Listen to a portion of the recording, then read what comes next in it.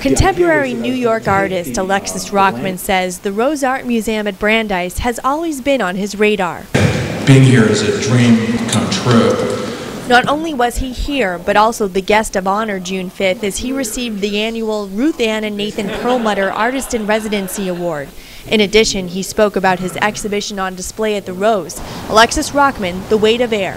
I wanted the title to have some mystery, for one, so I'm not going to hand over the instructions, but I want to just leave this little tidbit out there that, air has a sense of velocity and the weather has resonance. This is Rockman's first solo museum show of works on paper.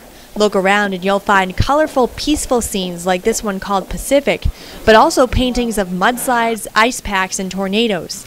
Museum director Michael Rush says Rockman is known for focusing on nature from more of an animal perspective, but The Weight of Air surrounds human responsibility concerning climate and the environment. It suggests the trouble that can happen when air gets out of control, but there's also a certain weight to the type of work, I think, at least from my perspective. There's a depth of beauty, a depth of use of color and materials. There are about 36 new pieces of art in this show, and Rockman says he actually had this exhibition at the Rose Art Museum in mind when he was creating them. They are, first of all, the only pieces I've ever made that were oil on heavily gessoed paper. So it's almost as if they're oil paintings, but I wanted the paper, which is very flexible and alive, to have a sense of its own world and almost be like a petri dish. In fact, from a distance, some of the paintings almost appear to be photographs.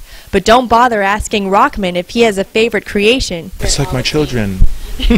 I can't say that in their presence anyway. They're all like your children.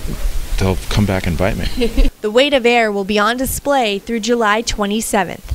Marcia McEachern, Brandeis Now.